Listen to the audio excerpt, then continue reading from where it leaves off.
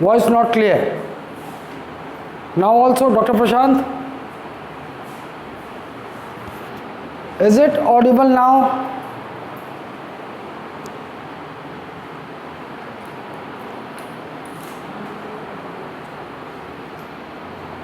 Fine, okay. So this is LK here. I hope taking your first class. I don't look like a teacher, no, but yes, I'll be teaching you. It's going to make difference. मेरी शक्ल में मत जाना, मैं दिखता ऐसा हूँ, ठीक है? So let me formally introduce myself. I am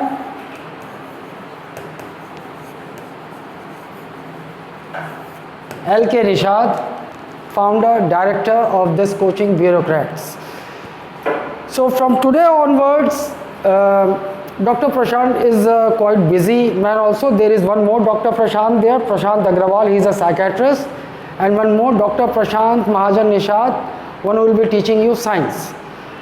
Okay, so I'll be teaching you many subjects. In fact, you will be forcing me to take many subjects, but right now I'm here to deal with Indian polity and constitution. Hello? Students of civil services, they think this subject is quite typical, but let me guarantee you, let me assure you, this subject is going to be very interesting and very easy subject for you if you follow me very attentively. Follow कीजिए मुझे, सब कुछ बड़ी आराम से आएगा. I have my unique style of teaching polity. So for the first 4 or 5 classes, I'll be giving you a glimpse about whole constitution, and that thing will help you out when you will be starting polity on the track, starting from constitutional development, and then part 1, part 2, part 3 and so on. ठीक है? अभी थोड़ी आदत हो गई ना आजकल इसको फेस करके बोलने की, अभी नॉर्मल हो जाऊंगा. सो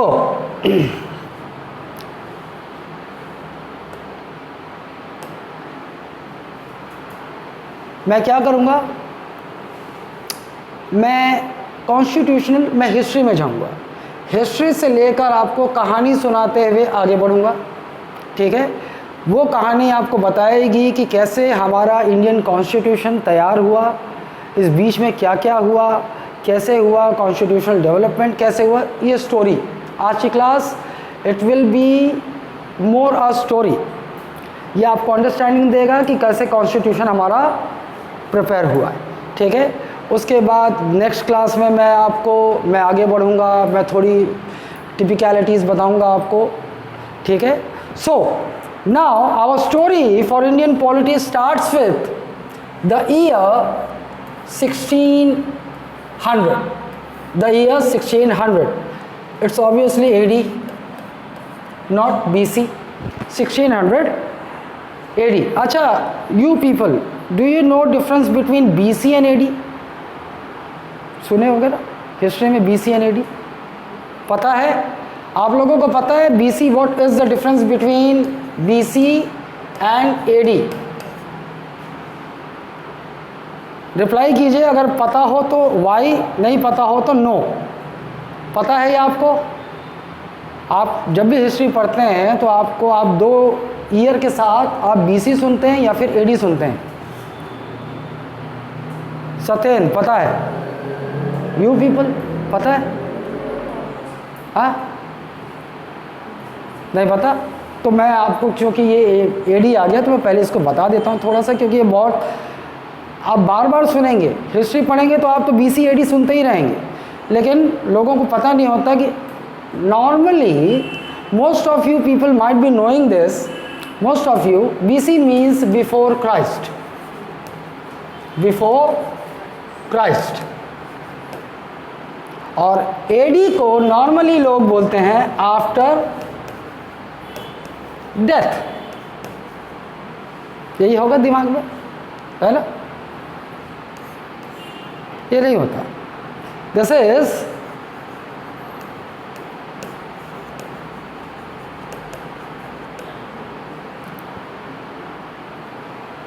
ये होता है एडी।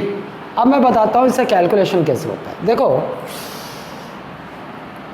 एक टाइम पीरियड मान लीजिए, इसको आप this is 0,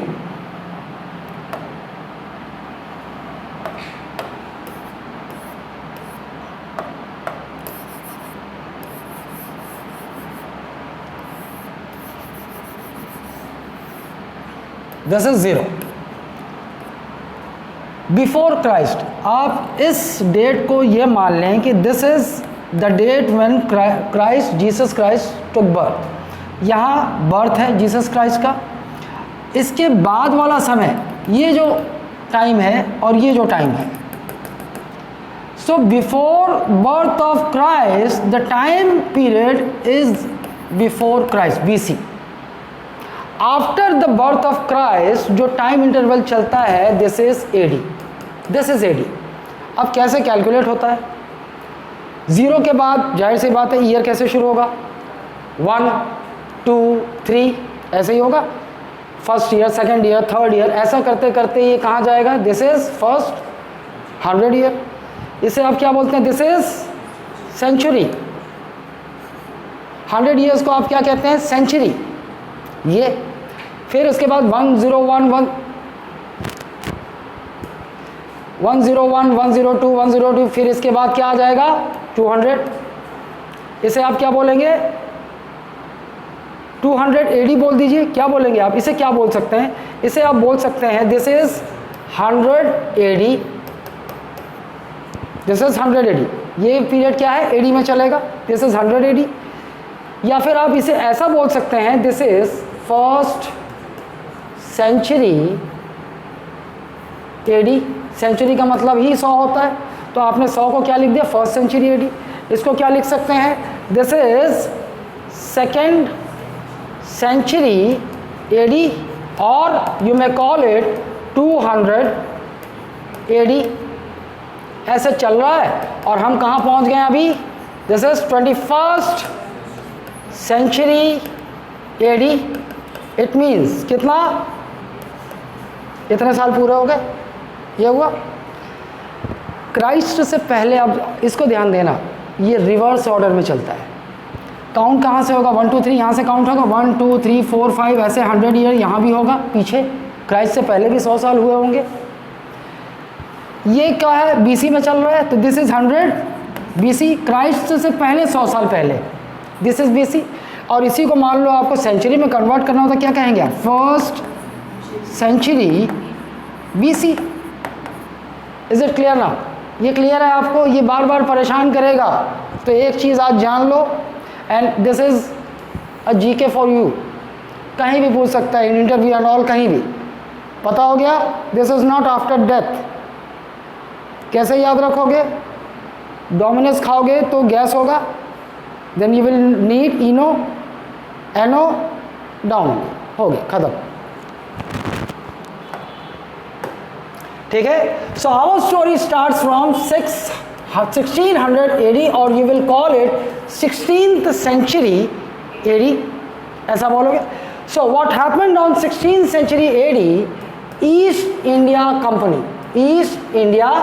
company arrived India.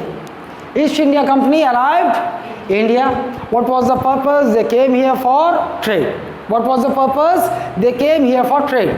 East India Company, जाहिर सी बात है East India Company है तो ये ट्रेड के लिए आएगी।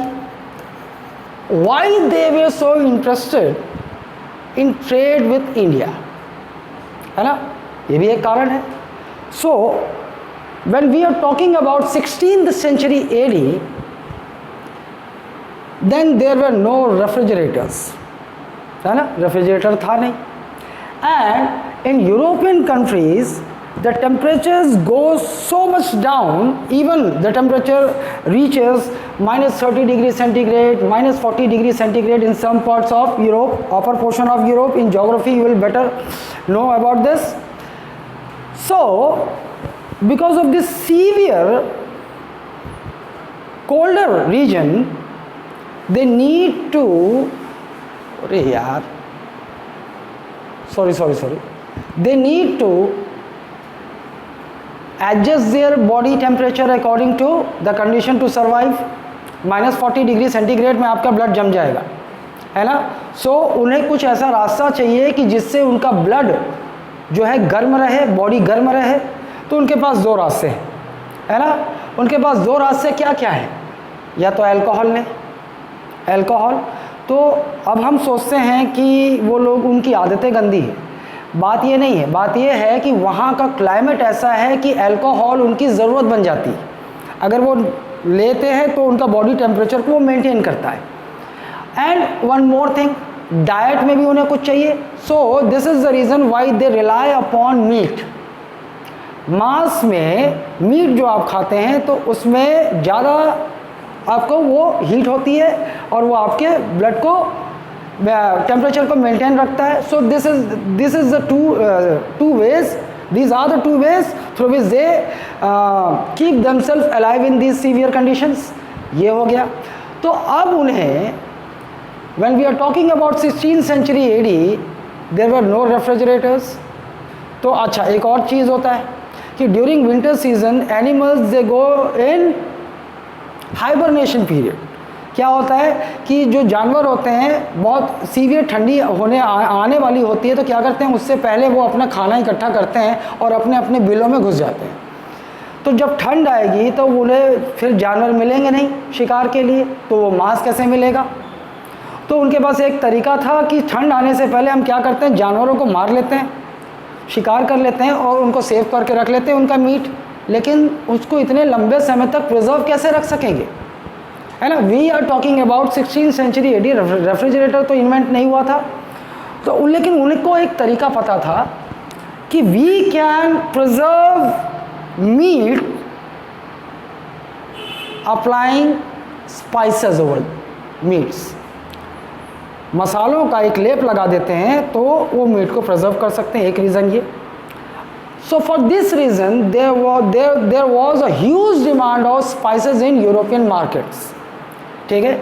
तो यूरोपियन मार्केट में, और उन्हें ये पता था कि इंडिया में केरला जो है, मालाबार कोस्ट, ये इस एरिया में बहुत ज़्यादा स्पाइस होते हैं, प्रोडक्शन होता है।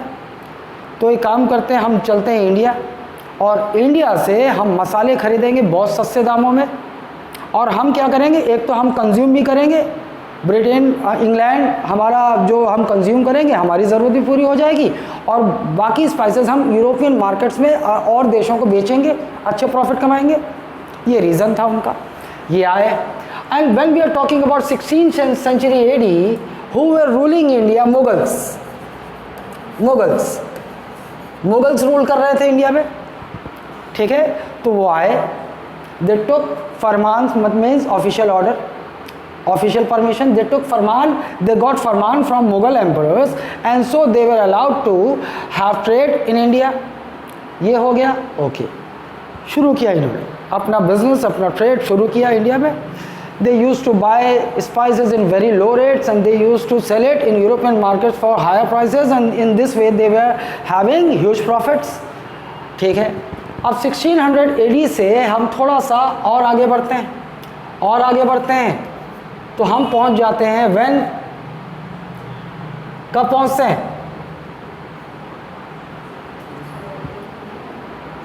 याद है कुछ? 1764। कितने साल हो गए उनके, जब ईस्ट इंडिया कंपनी भारत आए थे तो कितने साल हो गए? Almost 164 years. अब इस बीच में क्या हुआ? इस बीच में कुछ तो हुआ होगा। तो इस बीच में क्या किया, देखो, इन्होंने ट्रेड अपना शुरू किया था, एक बिजनेसमैन के रूप में, ट्रेडर्स के रूप में ये भारत आए थे। इन बिटवीन दीज 164 ईयर्स, अब यहाँ हम देखेंगे कि East India Company they have managed to create a small army. इन 164 सालों में, 164 ईयर्स में, जो ट्रेडर्स से शुरू हुए थे, ये धीरे धीरे इन्होंने क्या किया? They have established a small army here, एक स्मॉल आर्मी बना ली है। Now when we are talking about 1764, then you must imagine a place called Buxar, in which state this places,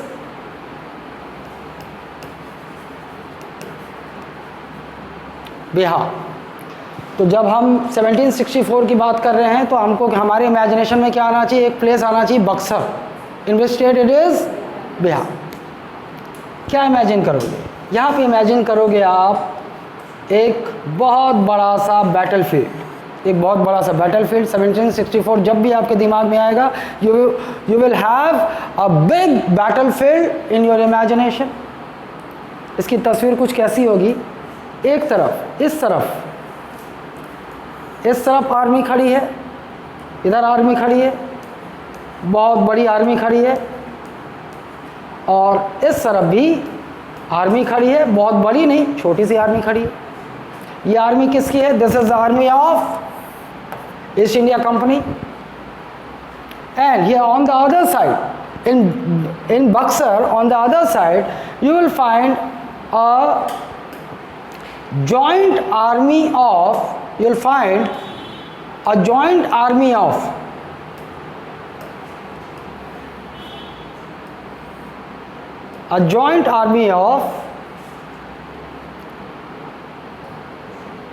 Mughal Emperor Shah Alam II, Mughal Emperor Shah Alam II. Then we have Nawab of Bengal, one army of Nawab of Bengal, and who is he? He is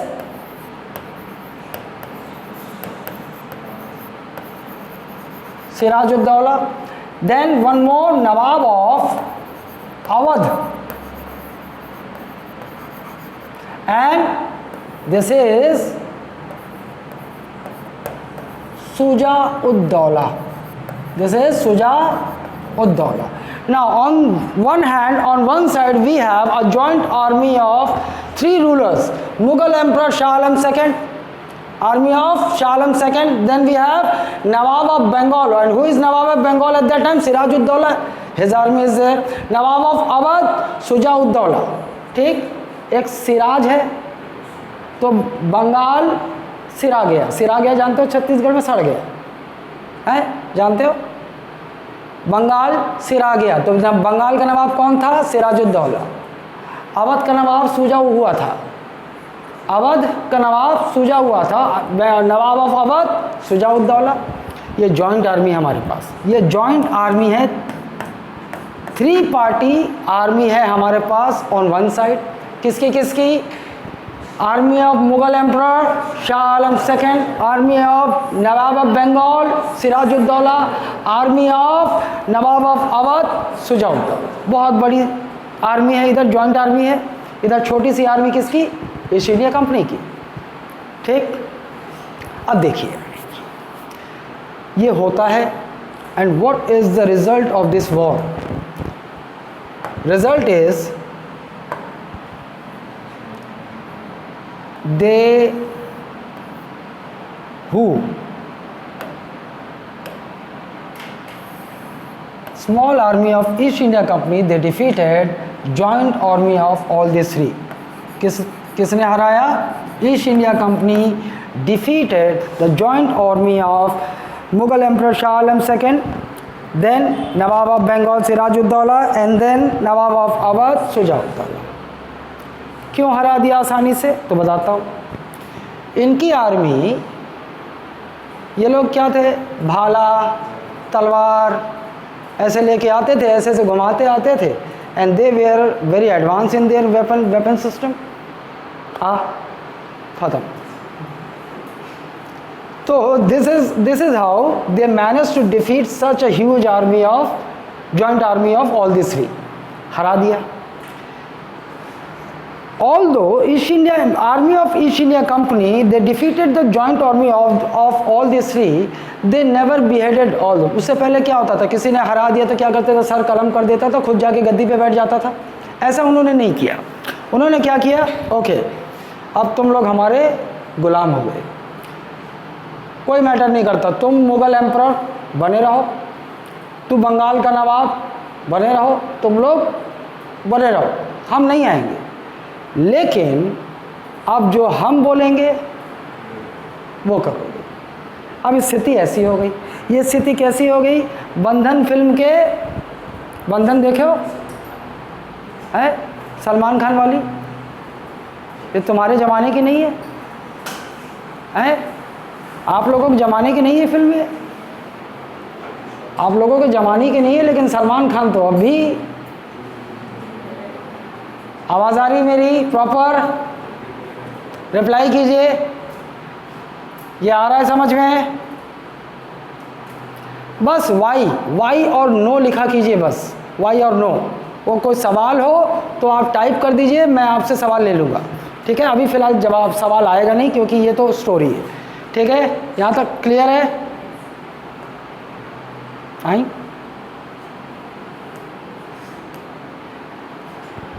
story आपने देखी क्या?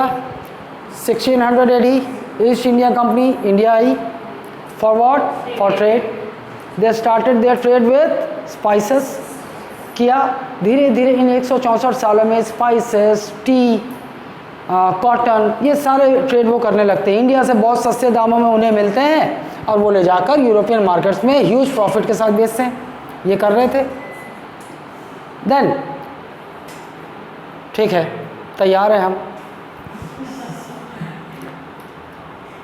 ये हुआ, इस दौरान 164 years बीत गए। 164 years में वो अपना ट्रेड बढ़ाते चले गए और एक काम और किया। क्या किया उन्होंने? अपनी एक छोटी सी आर्मी बना ली इन 164 ईयर्स में। अब वो ट्रेडर्स नहीं रह गए, उन्होंने एक आर्मी बना ली, ठीक? क्या हुआ? Then we come to 1764। 1764 में हम कहाँ पहुँचेंगे?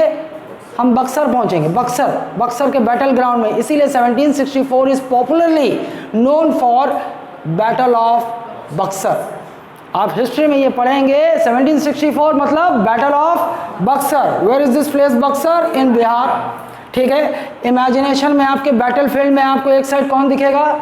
ईस्ट इंडिया कंपनी की आर्मी, दूसरे side a joint army of Mughal emperor Shah Alam second one, Nawab of Bengal Sirajuddaulah, Nawab of Awadh Shujauddaulah. What was the result of this battle? East India Company they manage to defeat the joint army of all this three. ये हो गया। चलो आगे बढ़ते हैं 1764 से। 1764 से हम थोड़ा और आगे बढ़ते हैं तो हम एक थोड़ा क्या, थोड़ी सी ही आगे बढ़ेंगे हम, और हमारे सामने एक ईयर आ जाएगा 1765, the very next year after Battle of Buxar. Now, अब 1764 में बैटल हुआ, वो बैटल ख़त्म होते होते ईयर का एंड हो गया। अब नया ईयर शुरू हो गया 1765। भाई अगर उन्होंने एक बैटल हुआ, उसका रिज़ल्ट आ गया, कोई हारा है कोई जीता है, तो जाहिर सी बात है कुछ रिज़ल्ट तो होगा, कुछ कॉन्सिक्वेंसेस तो होंगे उसके, है ना? तो वो है, वही अगले साल हमें दिखेगा। कब? 1765 में दिखेगा। और 1765 में जो मुद्दा है वो क्या है? East India Company they got Deewani rights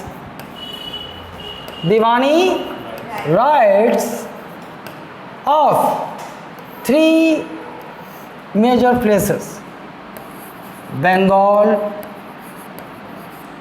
Bihar and Odisha. Deewani rights. अब आपके मन में एक सवाल आएगा, इससे पहले कि सवाल आए मैं बता देता हूँ, मुझे मालूम है सवाल कहाँ आएगा।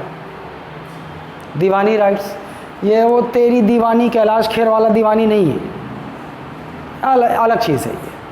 दीवानी rights means control over civil and revenue administrations. Civil and revenue बता देता हूँ, सिंप्लीफाई कर देता हूँ। Because of battle of Buxar सब डर गए अंग्रेज़ों से। डर के मारे वो अंग्रेज़ों के हाथों क्या बन गए? पपेट बन गए।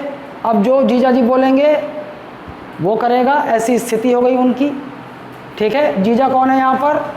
ईस्ट इंडिया कंपनी और साले बन गए वो तीनों। अब जो जीजा जी बोलेंगे वो मैं करूँगा, वो वाला किस्सा हो गया। हम आप कहने के लिए मुग़ल एम्परर हैं, कहने के लिए बंगाल के नवाब हैं और कहने के लिए अवध के नवाब हैं, लेकिन कंट्रोल हमारा किसके हाथ में? उन्होंने बोला बेटा हमको दे दो दीवानी राइट्स, कहाँ कहाँ के? बंगाल, बिहार, उड़ीसा के। वो कह दिया, जीजा तो जीजा है, सालों को मानना पड़ेगा। दबे मन से लो, क्योंकि नहीं लेते तो फिर मारते, है ना, यही होता। दबे मन से उन्होंने दे दिया। कहाँ कहाँ के दीवानी राइट्स दे दिए? बंगाल, बिहार, उड़ीसा। क्वेश्चन बनता है ये, लेकिन फ़िलहाल आपको याद रखने में दिमाग नहीं लड़ाना है, क्योंकि हिस्ट्री में पढ़ोगे आपको आपको सिर्फ समझने में, कहानी की तरह से सुनो। जब मैं बोलूँगा ना अब याद रखना है, तब याद रखना है। अभी आप सुनो, ये वैसे भी याद हो जाएगा आपको, ये कहानी की तरह याद हो जाएगा। So what happened in 1765? East India Company they got Diwani rights of 3 places. कौन कौन सा? बंगाल, बिहार, उड़ीसा। ठीक, 1765 what happened? East India Company got Diwani rights of Bengal, Bihar, Odisha. Diwani rights means East Indian Company will have control over civil and revenue administrations of these 3 places, Bengal, Bihar and Odisha. ठीक, सवाल कुछ आ रहा है मन में? नहीं आ रहा है? बहुत बड़ा इंडिया, क्यों इन 3 प्लेसेस के ही दीवानी राइट्स मांगे अंग्रेजों ने? तुम्हारे मन में सवाल आएगा नहीं, जब 2-3 बार पढ़ोगे सवाल आएगा, चिंता मत करो। सवाल मैं पहले पैदा कर दूंगा जो आपको बाद में आएगा। ये सवाल आएगा, है ना, ये सवाल बाद में आएगा, अभी नहीं आएगा, बाद में आएगा। तो बाद में आएगा तो उससे पहले बता देता हूँ। देखो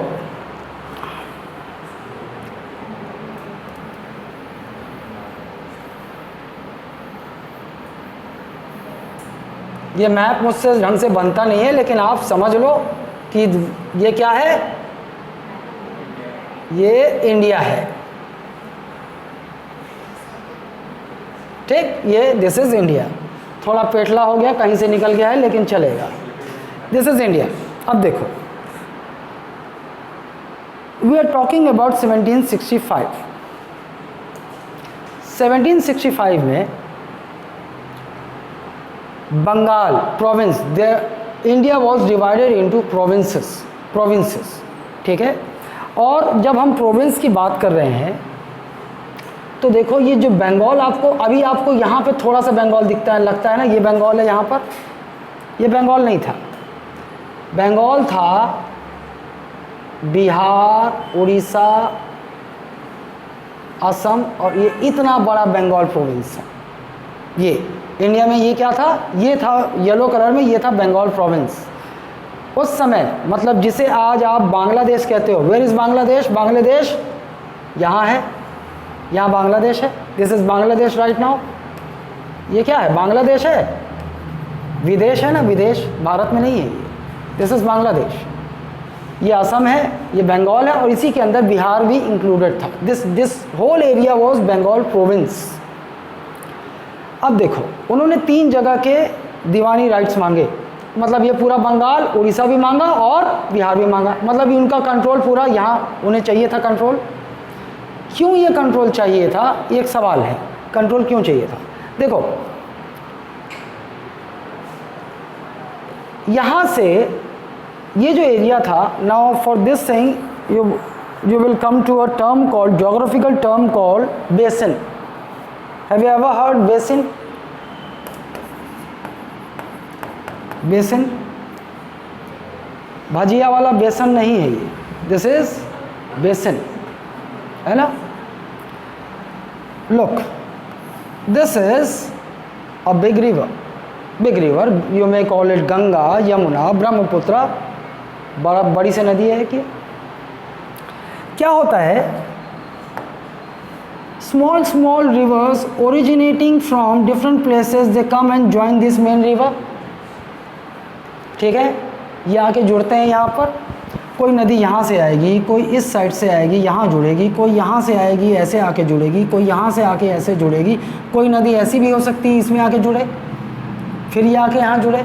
तो इस तरह से क्या होता है, नदियों का एक नेट बन गया है ना, नेट की तरह लग रहा है ना। एक मेन रिवर है और अच्छा this is the main river, suppose this is Ganga, और ये और नदियां हैं जो कहीं और से ओरिजिनेट हो रही हैं और आकर किस में मिल रही, मेन रिवर में मिल रही।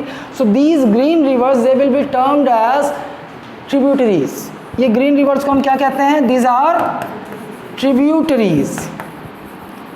Tributaries of what, tributaries of the main river Ganga. इसको हमने गंगा मान लिया ना, ये समझ गए बेसिन, तो हम इसे क्या बोल देते हैं, गंगा बेसिन। मान लो ये रिवर गंगा है, ये यमुना है, अपने आप ये रिवर गंगा है, ये यमुना है, इसकी ट्रिब्यूटरीज, इसकी ट्रिब्यूटरीज, इसकी ट्रिब्यूटरीज यहाँ से आई, ये तो अपने हिसाब से रंग बदलता है। अब इसे हम क्या बोल सकते हैं, हम बोल देंगे गंगा यमुना बेसिन, क्योंकि दो मेजर रिवर है और उनकी ट्रिब्यूटरीज से यहाँ पे क्या नेट तैयार हो गया, अ नेट ऑफ रिवर्स। तो हम इसे क्या बोल देंगे, गंगा यमुना बेसिन। अगर केवल एक बड़ी रिवर है उसके नेट एक तैयार हो गया तो हम उसे गंगा बेसिन बोल सकते हैं, ब्रह्मपुत्र बेसिन बोल सकते हैं। समझ गए बेसिन। ऐसा क्या है कि इसके पीछे पड़े थे अंग्रेज, हाँ ये रीज़न है, one of the biggest reason why Britishers demanded diwani rights of Bengal, Bihar and Orissa region. यहाँ पर आप देखोगे, बांग्लादेश भी देखते हो आप, तो आपको लैंड एरिया कम लगता है, एकदम ऐसा ऐसा ऐसा ऐसा ऐसा जाल लगता है, देखोगे मैप में ध्यान से। और यहाँ पर क्या है, यहाँ पर रिवर गंगा और यमुना है, तो गंगा यमुना बेसिन बन गया यहाँ पर, ठीक। और एक और रीज़न था, एक तो ये बेसिन एरियाज, दूसरा एक और रीज़न पोर्ट्स, ये जो ये समुंदर है इधर, so Britishers they will have easy access to ports. Ports किसे कहते हैं, जहाँ बड़े बड़े पानी के जहाज जहाँ जाकर रुकते हैं, डॉकयार्ड्स, उसे बोलते हैं पोर्ट्स। तो इनके लिए आसान था, क्यों, अगर ये इनके कंट्रोल में पहले नहीं था, ब्रिटिशर्स यहाँ कहीं पर यहाँ कहीं पर यूरोपियन कंट्री है, यहाँ अफ्रीका है, यहाँ अफ्रीका है,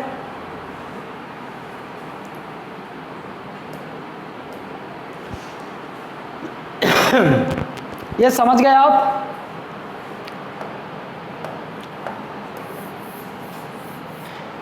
ये अच्छा नहीं है, कैसे मिटाते थे, हाँ ये ठीक है।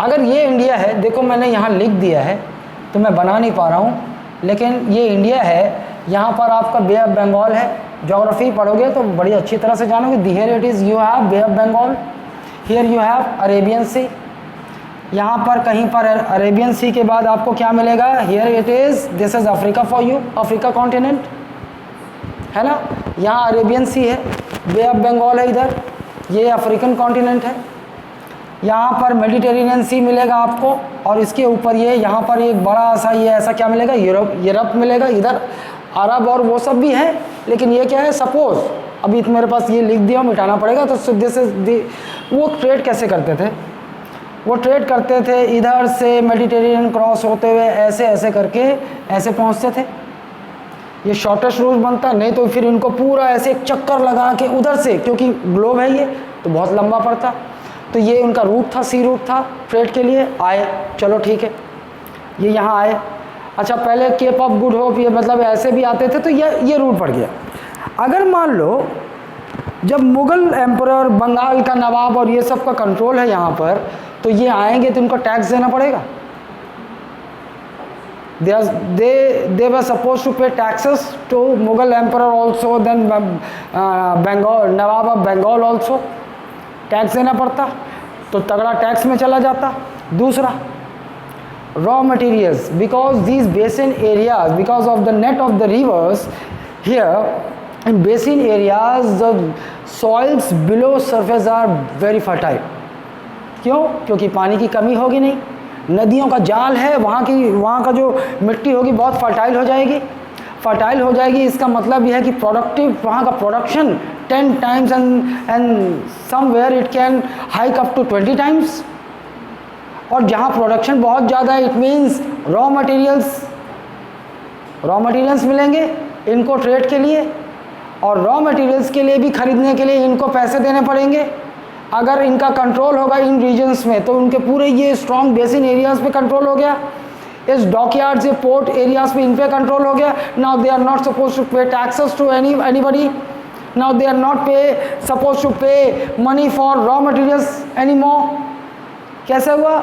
नाम के लिए, टोकन के लिए उसने बोला है शाह आलम हमको दीवानी राइट दे, नहीं देगा क्या? बोलता नहीं साहब दूंगा। देना पड़ गया उसको, नहीं चाहते हुए भी दे दिया। बोला तेरे को एक काम करते हैं, तेरे को चल साल भर में तू 1000 रुपये ले लेना, दे दे नाम के लिए, क्योंकि वो 1000 दे के यहाँ 10 लाख कमाने वाले थे, 10 लाख का माल लूट के ले जाने वाले थे। ये हुआ, this was the reason why they demanded diwani rights of Bengal, Bihar and Orissa. समझ गए?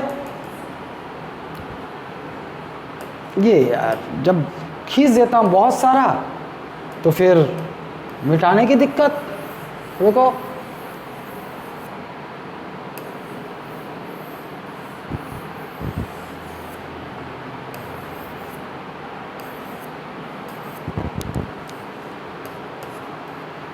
क्लियर है आप लोगों को? चलिए यहाँ हो गया। क्या हुआ 1765 में East India Company got Deewani rights of Bengal, Bihar and Orissa.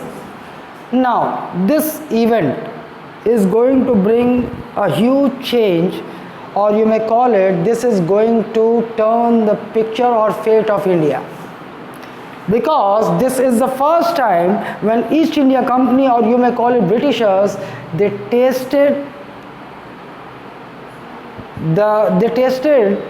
actually the administration in some part of India. उनके रूलर ही हो गए वो लगभग।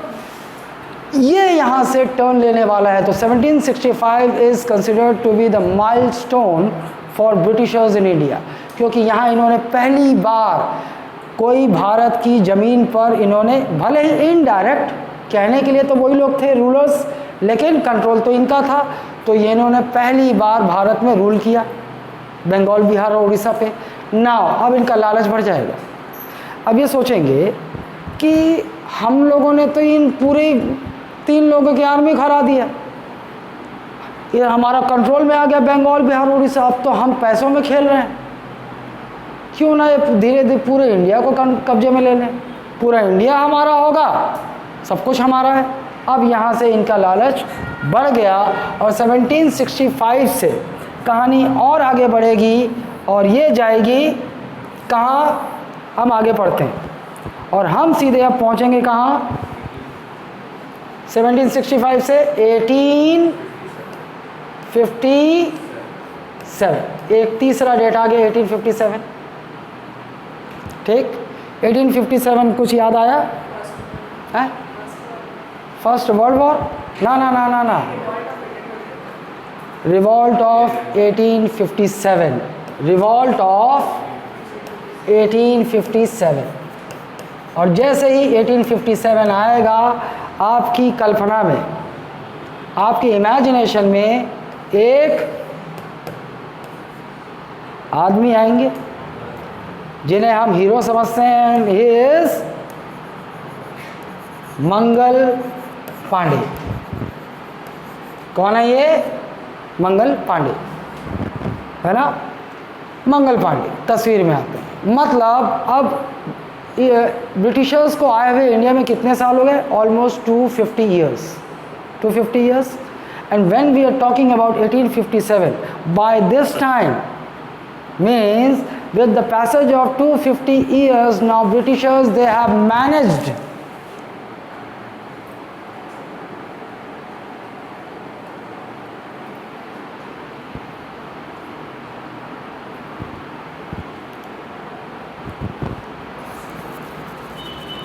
नींद आ रहा है?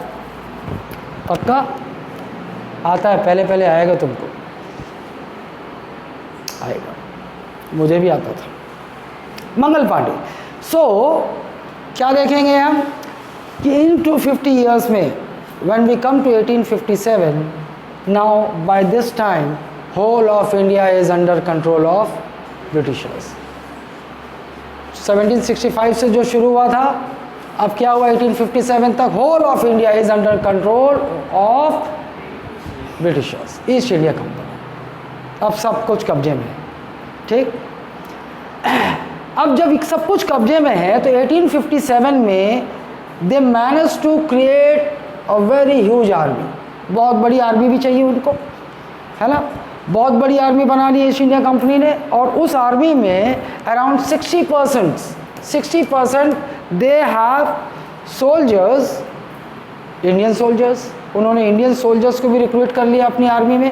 इतनी पॉपुलेशन तो उनकी होती नहीं थी, या उतने लोग यहाँ ला नहीं सकते थे। वो तो हम हैं इंडियंस, हमारी प्रोडक्टिविटी शुरू से बहुत तगड़ी रही है।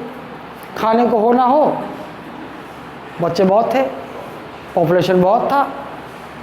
हम तो फ्रीडम के समय भी वी वेर अराउंड 30 करोड़, है ना। तो we can have this record of great productivity in terms of population, ठीक है। 60% इंडियन सोल्जर्स को रिक्रूट कर लिया, वो भी बड़ी आसानी से इनके आर्मी में चले गए। भाई पैसा मिल रहा है, फिक्स सैलरी मिलेगी, और हम ब्रिटिश आर्मी में हमारा रुतबा होगा, ये आगे।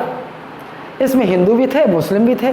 सो Mangal Pandey was one of the soldiers in one of the regiments of British Army। Regiments क्या होता है, अलग अलग बहुत बड़ी आर्मी है, तो कुछ आर्मी की टुकड़ी यहाँ पर है, मीरठ में पोस्टेड है, कुछ बंगाल में पोस्टेड है, कुछ बिहार में, कुछ दिल्ली में, ऐसे।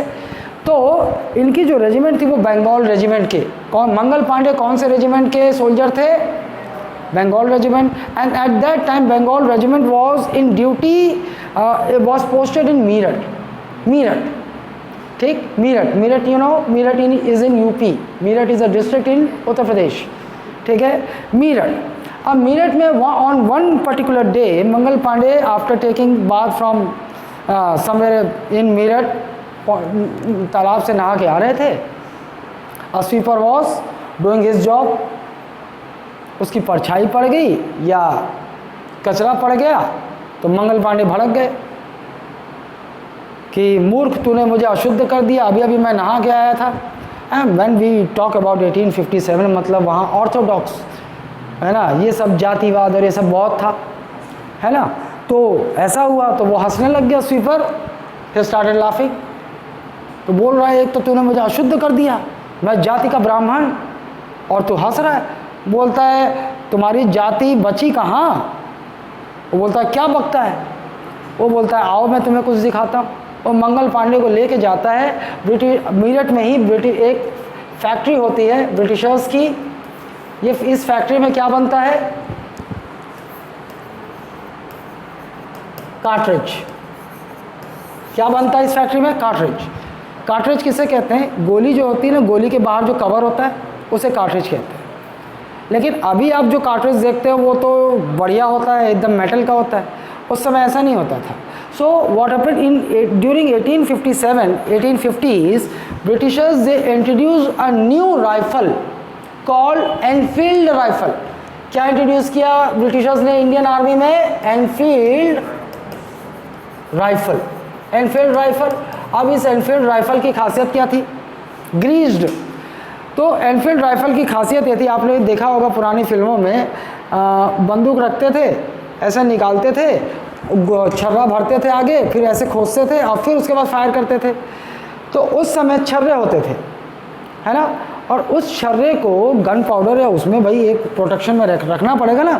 तो क्या करते थे उन्होंने, वो एक कवर बनाते थे जो आज की तरह मेटल का नहीं दिखता, लेकिन उस समय, अब उसको क्या हुआ कि इंट्रोडक्शन ऑफ ग्रीस्ड कार्ट्रिजेस। क्या, ग्रीस्ड। अब ये ग्रीस्ड कार्ट्रिजेस क्या था, तो देखो छर्रे को पाउच में रखते थे और वो इतना सॉलिड बना हुआ होता था कि you can not tier it easily. तो क्या करते थे सैनिक, जैसे अब वॉर चल रहा है और जल्दी से उनको छर्रा भरना भी है, फिर गोली भी चलाना है, डाले। इन्होंने क्या किया, इस फैक्ट्री में ये क्या यूज़ कर रहे थे, ये पिग और काऊ का फैट इस्तेमाल कर रहे थे इसे बनाने के लिए। cow is a devotional animal for Hindus and pig is almost a haram for Muslim. ये दोनों को लगा कि now it's too much. East India Company is now attacking our religion. ये हमारे रिलीजन पे अटैक कर रहे हैं। अब ये मंगल पांडे को बर्दाश्त नहीं हुआ। उसने देखा कि सस्ता पड़ता था, ये गाय और सूअर की चर्बी से कार्ट्रिज बनाना सस्ता पड़ रहा था उन्हें, तो उन्होंने इसका इस्तेमाल शुरू कर दिया। अब ये now soldiers, Indian soldiers, they treated this incident as a direct attack to their religion. और रिलीजन इतना बड़ा था कि उस पर अटैक उस समय बर्दाश्त नहीं होता था। मंगल पांडे आया अपने बैरक में, उसने बताया सबको, अरे यार अंग्रेज़ों ने तो हमारा धर्म भ्रष्ट कर दिया है। हम गौ माता का चर्बी अपने दांत से काटते हैं, लगाते हैं, मुंह में लगाते हैं। और मुस्लिम थे, मुस्लिम बोल रहे हैं कि अरे यार सूअर तो हमारे लिए हराम है, पाप है, वो हम अपने मुंह से लगा रहे हैं। दोनों सब भड़क गए। तो ये रीज़न था कि मंगल पांडे को तुरंत बहुत सपोर्ट मिल गया सोल्जर्स का, इंडियन सोल्जर्स का। उन्होंने क्या किया, वहाँ से दो जो ब्रिटिश ऑफिसर्स थे उनको गोली मारी और अपने उस राइफल के साथ, वेपन्स के साथ वहाँ से भाग गए, रिवोल्ट कर दिया, विद्रोह कर दिया। They revolted against Indian English army, वहाँ से भाग गए। अब मीरठ से दिल्ली बहुत पास है, मीरठ से दिल्ली बहुत पास है। विद इन नाइट वहाँ से भागे और वो कहाँ पहुँचे, दिल्ली में पहुँचे। एंड दिल्ली में उस समय, now this time when we are talking about 1857, Mughal emperor was Bahadur Shah Zafar. Who was the Mughal emperor then? Bahadur Shah Zafar. ये था मुगल एम्परर उस समय, दिल्ली में बैठा हुआ है ना। कैसे इमेजिन करोगे, और 60-year old emperor with long white beards बैठा हुआ है। बूढ़ा भी, एक तो बुढ़ा हो गया है और दूसरी बात यह है कि वो कुछ भी वैसे भी नहीं कर सकता, पपेट हैं, अंग्रेजों से फटती है उनकी, ठीक, बैठा हुआ है। अब ये लोग पहुँचे, मंगल पांडे जो रिवोल्ट करके पहुँचे, वो दिल्ली पहुँचे। दिल्ली पहुँचे, उन्होंने बोला कि जफर जी, हम लोगों ने अंग्रेज़ों के ख़िलाफ़ ये रिवोल्ट कर दिया, विद्रोह कर दिया है, आप हमारे नेता बन जाओ। जफ़र पहले सोचा, दाढ़ी में ऐसे हाथ फेरते हुए जफ़र बोला कि पहले तो एक ही लड्डू फूटा जफ़र के माइंड में, और वो बोला कि यार अब रिवोल्ट शुरू हो गया है इंग्लिश आर्मी में, मतलब ये मेरे काम आ सकता है। क्यों?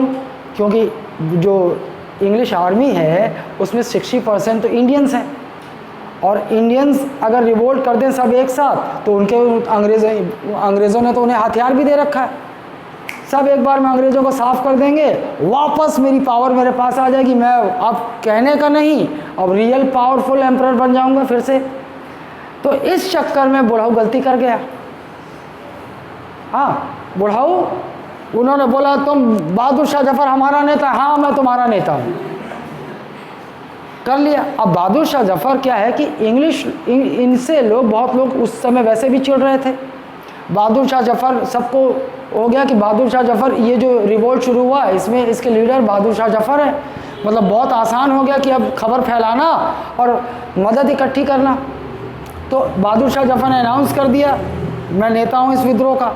अब क्या हुआ, बहादुर शाह जफर के कहने पर इंडिया में जगह जगह पर छोटे छोटे रिवोल्ट हुए, इंडिया में जगह जगह पर, यहाँ दिल्ली में, इधर बिहार में और ग्वालियर में, ऐसे बहुत जगह रिवोल्ट हुए, ठीक। और हर जगह अलग अलग लोगों ने उसको लीड किया, है ना, उसे लीड किया।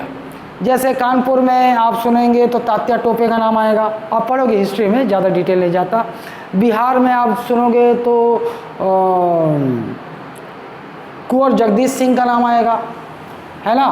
फिर आप झांसी में सुनोगे रानी लक्ष्मीबाई, उसी समय की बात है, उनका नाम आएगा। तो ये जो रिवोल्ट शुरू हुआ 1857 से, मीरठ से जो शुरू हुआ, ये it spreaded all over India, but there was a big deficiency here in this revolt. क्या था? नाउ सडनली ये हुआ, अचानक उसी दिन हुआ, गोली मारी और रिवोल्ट शुरू हो गया। तो प्रॉपर प्लान्ड नहीं था ये रिवोल्ट, है ना, प्लानिंग के साथ ये रिवोल्ट नहीं हुआ। Another factor was this revolt was not organised, है ना, स्मॉल स्मॉल पैचेस में इंडिया में अलग अलग जगह पे ये रिवोल्ट हुए। So it made it very easier for English army to suppress these revolts. अलग अलग थे, अगर ये सारे एक साथ होते तो अंग्रेज़ों के लिए मुश्किल पैदा कर सकते थे। लेकिन दो रीज़न है, एक तो ये रिवोल्ट अनप्लान्ड था, दूसरा रीज़न क्या था, ये रिवोल्ट अनऑर्गेनाइज्ड था। It was spread in patches all over India. उन्होंने एक टुकड़ी यहाँ भेजी, एक यहाँ भेजी, एक यहाँ भेजी, रिवोल्ट खत्म। So in 1857 only this revolt was suppressed, got suppressed. But हर चीज़ का इम्पैक्ट तो होता है, इम्पैक्ट हुआ, इस रिवोल्ट का भी इम्पैक्ट हुआ। और इम्पैक्ट क्या था, इम्पैक्ट ये था कि इस रिवोल्ट से 1857 a feeling of nationalism aroused in India, है ना, a confidence came in Indian minds. Now ये फॉर्मिडेबल नहीं है ये लोग, इंग्लिश आर्मी, हम इनसे टक्कर ले सकते हैं और इन्हें हरा सकते हैं, ये एक फीलिंग आ गई, है ना, यूनाइट कर दिया इसे। 1857 रिवोल्ट ने it brought a consciousness in Indian minds, a feeling of nationalism यहाँ से जागा। अब क्या होगा इस 1857 से, although this revolt got suppressed, लेकिन एक फ़ायदा होगा। फ़ायदा क्या होगा, स्मॉल टेररिस्ट ग्रुप, जिन्हें इंग्लिश में टेररिस्ट ग्रुप कहते थे, हम तो कहते हैं क्या, रेवोल्यूशनरीज, क्रांतिकारी, है ना, क्रांतिकारी ऐसे छोटे छोटे ऑर्गेनाइजेशंस बनने लगे इंडिया में, है ना। तो आप बहुत बड़े बड़े क्रांतिकारी आप नाम सुनते हैं, चंद्रशेखर आज़ाद, भगत सिंह, ये सब क्या थे, ये सब क्रांतिकारी थे, है ना। ये पैदा होने लगे। इनका काम क्या था, इनका there was only one motto for this क्रांतिकारीज, अंग्रेज अधिकारी दिखे मारो, खदेड़ो, जान से मारो, भगाओ, इनका मोटो क्लियर था, ठीक। तो एक चीज़ की तो शुरुआत हो गई।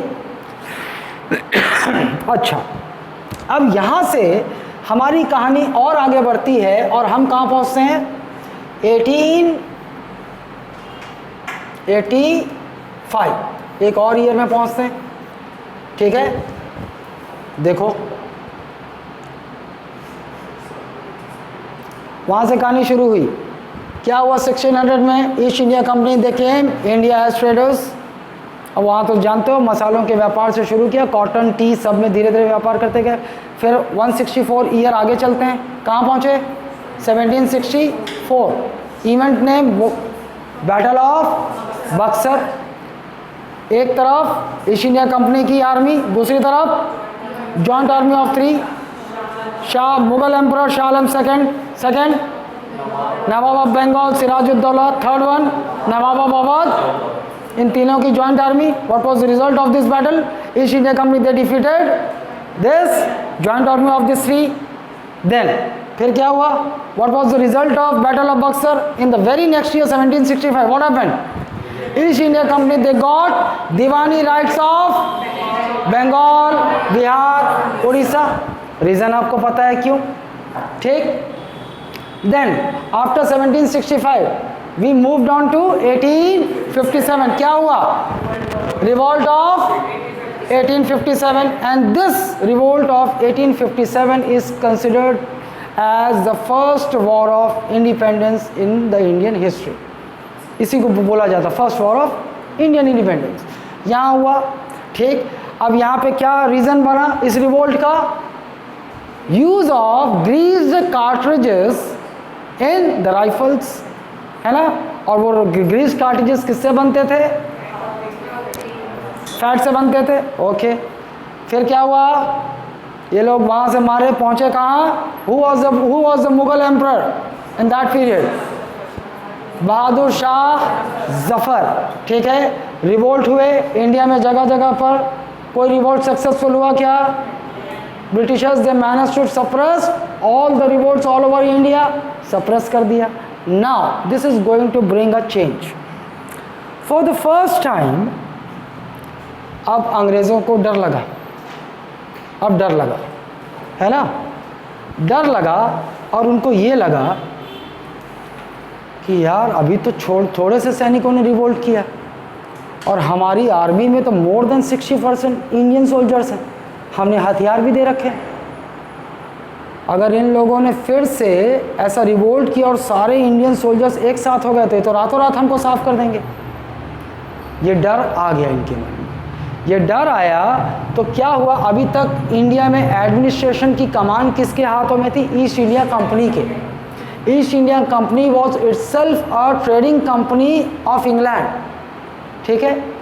अब सीधे सीधे क्या हुआ, 1858 में what was the result of the revolt of 1857?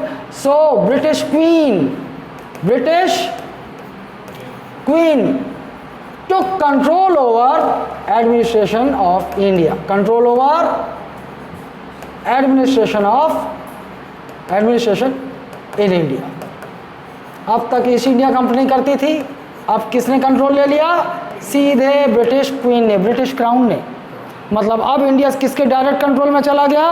British crown के, है ना, कि नहीं भाई ईस्ट इंडिया कंपनी कुछ गड़बड़ कर देगी और हमारा जो कंट्रोल है इंडिया पे हमारे हाथ से चला जाएगा। ओके, तुम लोग एक काम करो, तुम लोग से ट्रेड करो। अब सीधा इंडिया किसके कंट्रोल में होगा? मेरे कंट्रोल में होगा। तो India it came under British crown. ये हो गया। अब देखो यहाँ से तस्वीर थोड़ी और बदलेगी। 1858 से आगे बढ़ते हैं। Now we move on to 1885। एक ईयर और आगे। अब तक कितने ईयर आपने देखे? सबसे पहले 1600, फिर 1764 के बाद 1765 के बाद 1857 के बाद 1858 के बाद 1885। Now this is the year when A.O. Hume comes into picture. Who? A.O. Hume. Scottish है ये, European. Now this man is responsible for the creation of a party called Congress. The same Congress which you see right now. अब ठीक नहीं है।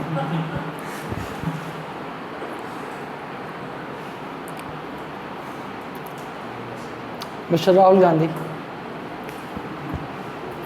कांग्रेस, ये वही Congress party, and it was establish in 1885 itself by whom? A.O. Hume. Now historians they call it as the conspiracy. कैसे? According to historians, establishment of this party Congress was a great conspiracy to block that feeling of nationalism and that fire which aroused out of 1857 revolt. 1857 का revolt हुआ, nationalism जाग गया, लोग बात करने लगे अब कि अंग्रेज़ों को खदेड़ना है, हम खदेड़ सकते हैं। ठीक, इन्होंने बोला कि अंग्रेज़ों के इशारे पर ए ह्यूम को बोला एक काम कर, तो एक पार्टी बना और उस पार्टी में लोगों को ये बता कि मैं इंडियंस के लिए एक पार्टी बना रहा हूँ, नाम होगा कांग्रेस। उसमें क्या होगा? इंडियंस इन्वॉल्व होंगे, इस पार्टी में शामिल होंगे, and together we will raise our voice for our demands, and in this way we will pressurise English government and they will be forced to fulfill our demands। ये बोला उसने, ये lollipop पकड़ाया और क्या हुआ? फिर इसी में with the passage of time you will find very many big leaders, Jawaharlal Nehru, बाल Gangadhar Tilak, Netaji Subhash Chandra Bose, even Gandhi after 1915, in the year 1915 when he came back from Africa, वो भी शामिल होते हैं। तो आपको बड़े बड़े लीडर्स इसमें दिखाई देंगे इस पॉलिटिकल पार्टी में। ये पार्टी हो गई कांग्रेस। अच्छा, अब 1885 में तो क्या, now historians the establishment of Congress they treat is as a safety valve, they treat it as a safety valve. Safety valve जानते हो, ये बड़े बड़े पाइप से जो पानी आता है घरों में, वो पानी, अगर हम पानी हमको रोकना तो क्या करेंगे, हम सामने एक वॉल्व लगा देते हैं पानी रोकने के लिए। बिल्कुल ऐसे ही, मतलब 1857 से एक फायर क्रिएट हुआ था, उस फायर, वो फायर आगे ना बढ़ पाए थे, काम करते हैं हम एक कांग्रेस नाम का एक सेफ्टी वॉल्व बीच में लगा देते हैं उस फ्लो को रोकने के लिए। कैसे रोका, क्योंकि ये कांग्रेस ने लॉलीपॉप दे दिया, क्या, हम एक पार्टी बना रहा हूँ, सारे इंडियंस इसमें शामिल हो और हम अपने डिमांड्स के लिए ऑर्गेनाइज होकर अपना डिमांड रेस करेंगे और ब्रिटिशर्स क्या करेंगे, वो फुलफिल करेंगे। ये लॉलीपॉप की तरह, सेफ्टी वॉल्व की तरह उन्होंने खड़ा कर दिया। अब लोगों को लगा कि भाई अब हम तो मांग करेंगे अपने राइट्स की और अंग्रेज पूरा कर देंगे। ये हुआ,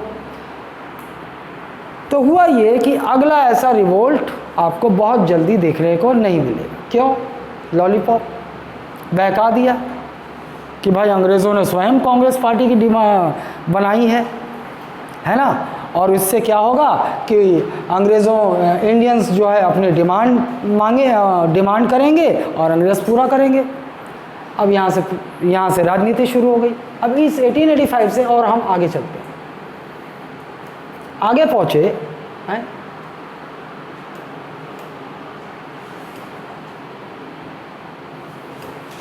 आगे पहुँचे तो हम एक ईयर में पहुँचते हैं। कौन सा ईयर, 1939 to 45, इस ईयर में पहुँचते हैं। And this is the year of second world war, this is the year of second world war. What happened? Germany attacked Poland. Germany attacked Poland and Poland was the ally of England. तो उसके बीच बचाव में England को कूदना पड़ा उस war में। फिर इधर जर्मनी के साथ भी कुछ देश आ गए, उधर से भी कुछ देश आ गए और शुरू हो गया बड़े बड़े पावर्स में वॉर। इसी को सेकेंड वर्ल्ड वॉर कहते हैं। When was the first world war happened? When was 19?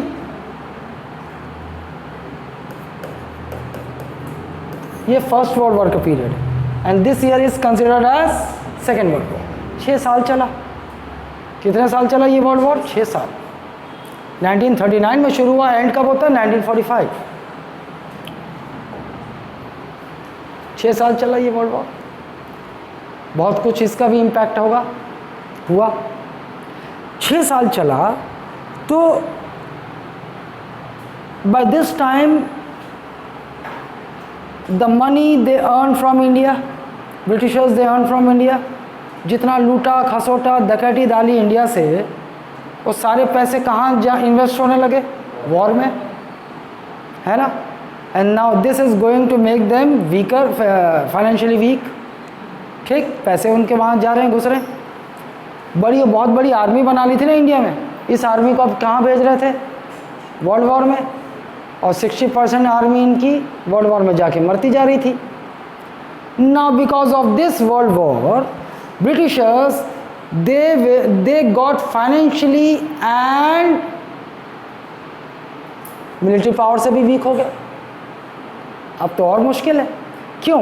क्योंकि जब हम बात कर रहे हैं 1939 से 45 की, तो इस पीरियड में सेकेंड वर्ल्ड वॉर तो चल ही रहा है और इंडिया में भी कुछ हो रहा है। वो तो वहाँ चल रहा है, इंडिया में भी कुछ हो रहा है। और क्या हो रहा है इंडिया में? इस पीरियड में आप देखेंगे कि Netaji Subhash Chandra Bose, he was also associated with Congress. Subhash Chandra Bose, अब यहाँ तक हम जब देखेंगे तो now Indian National Congress is now a huge political party, अब तक बन चुकी है। बहुत सारी और पार्टियां भी थी, ऑल इंडिया मुस्लिम लीग, ऐसे छोटी छोटी पार्टियां और भी थी, लेकिन सबसे बड़ी पॉलिटिकल पार्टी कौन थी? कांग्रेस। बड़े बड़े लीडर्स थे इसमें। Mahatma Gandhi himself was associated with this party. Jawaharlal Nehru was also there, Bal Gangadhar Tilak, Lala Lajpat Rai, Subhash Chandra Bose himself. So Subhash Chandra Bose, although he was associated with Congress and he was also elected as the president of Congress twice, but Subhash Chandra Bose के सोचने का तरीका अलग था। सुभाष चंद्र बोस बहुत brilliant आदमी थे क्योंकि उन्होंने आईसीएस ब्रिटिशर्स के ज़माने में इंपीरियल सिविल सर्विसेज क्रैक किया था when he was at the age of 19। ICS means at present IAS, है ना। और इंडियंस के लिए इंटरेस्टिंगली इंडियंस के लिए 19 ईयर्स ही एज लिमिट रखी थी उन्होंने। पहले तो उन्होंने इंडियंस को अलाउ नहीं किया इस एग्ज़ाम में बैठने को, और फिर जब अलाउ किया तो एज लिमिट क्या रखी, 19 ईयर्स। 19 ईयर्स और तुम्हें एग्ज़ाम कहाँ जाके देना होगा, लंदन। यहाँ इंडिया में नहीं दे सकते, लंदन। मतलब जो अमीर हैं, फाइनेंशियली स्ट्रॉन्ग है, वही जा सकते हैं। तो और इतने कंपटीशन, इतने ऑड्स के बीच Subhash Chandra Bose he manage to crack imperial civil services. अगर चाहते तो वो डिस्ट्रिक्ट कलेक्टर बन के आराम से राज कर रहे होते अंग्रेज़ों के साथ। बट सुभाष चंद्र बोस को वो रास नहीं आया। वो सिर्फ दिखाना चाहते थे, तुम चाहे जितने रोले अटका लो, देखो मैंने आईसीएस क्वालिफाई करके दिखाया। सुभाष चंद्र बोस और गांधी की फिलॉसफी में थोड़ा सा टकराव आ गया, क्लैश हो गया। सुभाष चंद्र बोस का कहना था, now Britishers they are engaged here in this second world war, now this is the right time to attack and make them run away from India. क्यों? They are financially weak also and their military power is also weak.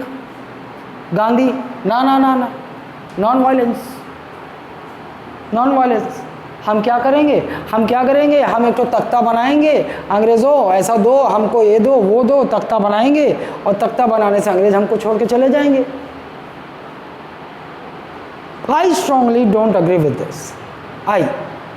Different people, they may have different opinions, but I reject this theory कि हमें चरखे से आज़ादी मिल गई। हमें चरखे से आज़ादी नहीं मिली। मैं नहीं मानता इसे। अभी आप समझोगे कि अंग्रेज़ क्यों छोड़ के गए। सुभाष चंद्र बोस ने कांग्रेस छोड़ दी, he resigned। इन्होंने कांग्रेस छोड़ दी और सुभाष चंद्र बोस कहाँ गए, सिंगापुर। कहाँ चले गए, सिंगापुर में पहले से कैप्टन मोहन सिंह वहाँ पे एक छोटी सी फौज बना के रखी थी। वो गए, उनसे बहुत इन्फ्लुएंस है, सुभाष चंद्र बोस की कमान मिल गई। उन्होंने उस आर्मी को ऑर्गेनाइज़ किया और एक मोटो दिया, हमें इंडिया पहुँचना है और अंग्रेज़ों को मार के भगाना है। जापान का सहयोग, जापान का कोऑपरेशन मिला इन्हें और ये मार्च कर गई। इसी बीच में ये आर्मी बढ़ चली आगे और ये आपने इंडिया में देखा ना, यहाँ पे अंडमान निकोबार आइलैंड्स है, वहाँ पहुँच भी गए। वहाँ से ब्रिटिशर्स आर्मी को मार के भगा भी दिया और वहाँ कंट्रोल कर लिया। ये वो समय था। मतलब अंग्रेज़ ये भी जानते थे कि अब यही समय है कि हम कमज़ोर हो रहे हैं फाइनेंशियली भी और मिलिट्री पावर से भी, और इस समय सुभाष चंद्र बोस जापान के साथ चढ़ाई कर रहा है। एक ये रीज़न। दूसरा, क्रांतिकारी वो और पावरफुल हो गए हैं, उनके सब्र का बांध टूटता जा रहा है ना। अब ये सब देखते हुए इस समय who was the PM, British PM that time, British PM was Clement Attlee. Who was the PM of Britain, Clement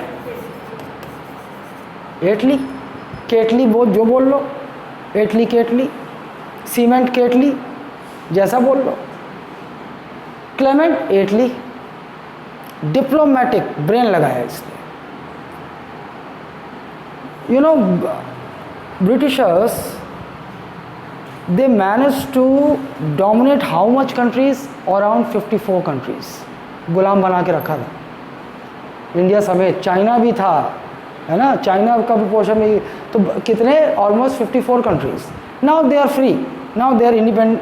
Now they are free. Now they are independent of British dominance.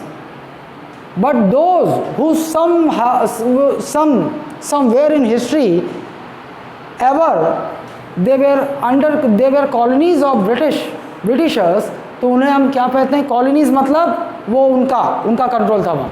तो ऐसे the group of those nations which were any time under dominance of Britishers, they are 54 in numbers, and इन्हें आप आज free हैं, ये सब आज सब अंग्रेजों से फ्री हो गए। Now they are called the group of those countries Commonwealth nations. Commonwealth nations, ये वो देश हैं जो कभी ना कभी अंग्रेज़ों के कॉलोनीज थे, गुलाम थे और जो आज फ्री हैं। लेकिन ऐसे देशों के समूह को हम क्या बोलते हैं, ग्रुप को क्या बोलते हैं, कॉमनवेल्थ नेशंस। इंडिया भी था इसमें। अच्छा, अगर ब्रिटिश पीएम क्लेमेंट एटली ये बोल देता कि भाई मैं डर रहा हूँ, आज़ाद हिंद फौज आ रही है, मैं डर रहा हूँ कि क्रांतिकारी अब हमको छोड़ नहीं रहे जिंदा, इसने अनाउंस कर दिया we will leave India, will free India by June 1948, announce कर दिया इससे पहले की। देखो यहाँ चालाकी देखो, इससे पहले कि लोग अटैक करें और दुनिया में ये मैसेज चला जाए कि आज़ाद हिंद फौज और क्रांतिकारियों ने अंग्रेज़ों को अटैक करके भगा दिया, ये मैसेज जाएगा तो क्या होगा, जो अदर कंट्रीज़ हैं उनको एक मैसेज जाएगा हम भी फ्री हो सकते हैं, हम भी अटैक करते हैं, इनको मारते हैं अपने देशों में। वो नहीं चाहता था ये, बोला चलो भारत जा रहा है बाकी तो हमारे कंट्रोल में रहें। उसने अनाउंस कर दिया इससे पहले कि ये आते June, okay we are living India by June 1948, हम छोड़ देंगे, डिक्लेयर कर दिया इस वर्ल्ड वॉर के बाद 1945 में। अब सब शांत हो गए कि अब तो भारत अनाउंस कर दिया। अब ये हुआ कि इंडिया गॉट फ्रीडम, लेकिन India got freedom before, and that is on 15th of August 1947 India, क्योंकि ये संभाल नहीं पा रहे थे, अब नहीं संभाल सकते थे, इतने कमज़ोर हो गए, तो 15 अगस्त 1947 को ही इन्होंने इंडिया छोड़कर इंडिया गॉट फ्रीडम। ठीक, कहानी आगे बढ़ाते हैं कल, ठीक है, लेट हो गया बहुत, कितना टाइम हो रहा है, मुझे रिमाइंडर आ गया। बाहर पढ़ाने को तो मैं पढ़ा सकता हूँ, लेकिन बाहर का मौसम भी ख़राब है ना, तो आज जो है घर पहुँच जाओ। पानी गिर रहा है कि विवेक जल्दी देख। So okay, this is all for today, will meet tomorrow, not tomorrow doctor Prashant will be here, I will continue this story alternate class. नहीं गिर रहा है, निकलो, क्योंकि बहुत तूफान का आसार बना हुआ है।